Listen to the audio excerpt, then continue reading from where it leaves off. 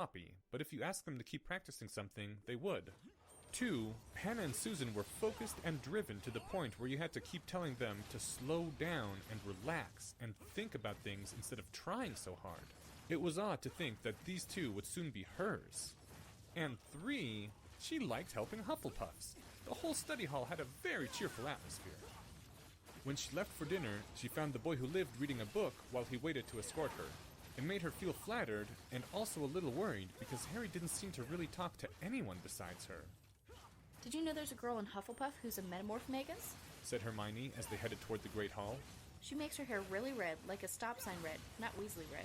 And when she spilled hot tea on herself, she turned into a black-haired boy until she got it under control again. Really? Cool, said Harry, sounding a bit distracted. Hermione, just to check, you know tomorrow is the last day to sign up for Professor Quirrell's armies, right? Yes, the armies of the evil Professor Quirrell. Her voice was a little angry, though Harry didn't know why, of course. Hermione, Harry said, his voice exasperated. He's not evil.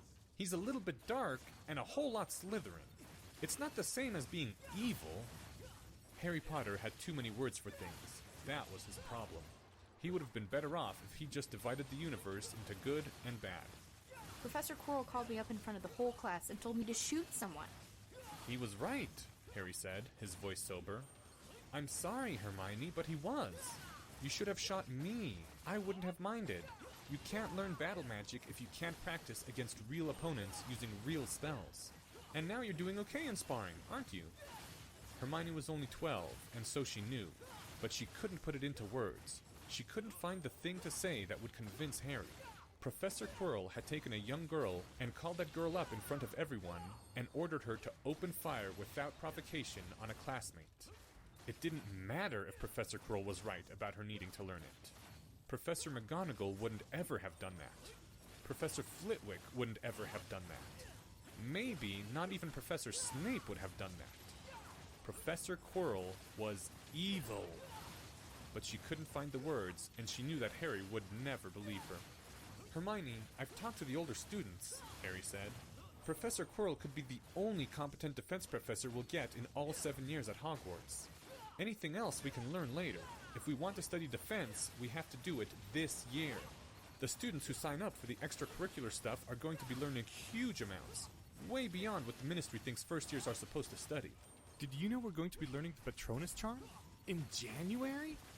The Patronus Charm? Hermione said, her voice going up in surprise. Her book said that was one of the brightest magics known, a weapon against the darkest creatures, cast with pure positive emotions. It wasn't something she'd expect the evil Professor Quirrell to teach, or arrange to be taught, since Hermione couldn't imagine that he could do the spell himself. Yes! Students usually don't learn the Patronus Charm until their 5th years or even later. But Professor Quirrell says the Ministry schedules were made up by talking flubberworms, and the ability to cast the Patronus Charm depends on emotions more than magical strength. Professor Quirrell says that he thinks most students do way less than they can, and this year he's going to prove it. There was the usual tone of awed worship that Harry's voice had when he talked about Professor Quirrell, and Hermione gritted her teeth and kept walking. I already signed up, actually. I did it this morning, for everything, just like you said. In for a penny, in for a pound was the usual expression. Besides, she didn't want to lose, and if she wanted to win, she had to learn. So you will be in the armies then? Harry's voice was suddenly enthusiastic. That's awesome, Hermione! I've already gotten my list of soldiers, but I'm sure Professor Quirrell will let me add one more, or trade. I'm not joining your army. Hermione's voice was sharp. She knew it was a reasonable assumption, but it still annoyed her. Harry blinked. Not Draco Malfoy's, surely. So you want to be in the Third Army? Even though we don't know who the general is yet? Harry sounded surprised and a little wounded, and she couldn't blame him. Though of course she did blame him, since in fact it was all his fault. But why not mine? Think about it. Hermione snapped. And maybe you'll work it out. And she sped up her stride and left Harry gaping behind her. Professor Quirrell, Draco said in his most formal voice. I must protest your appointment of Hermione Granger as the third general. Oh? Said Professor Quirrell, leaning back in his chair in a casual and relaxed manner. Protest away, Mr. Malfoy. Granger is unfit for the position. Professor Quirrell tapped a finger on his cheek thoughtfully.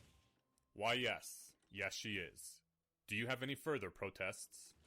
Professor Quirrell, said Harry Potter beside him, with all due respect to Miss Granger's many outstanding academic talents and the Quirrell points she has justly earned in your classes, her personality is not suited to military command. Draco had been relieved when Harry had agreed to accompany him to Professor Quirrell's office. It wasn't just that Harry was a gigantic, blatant teacher's pet where Professor Quirrell was concerned. Draco had also started to worry that Harry actually was friends with Granger. It had been a while now, and he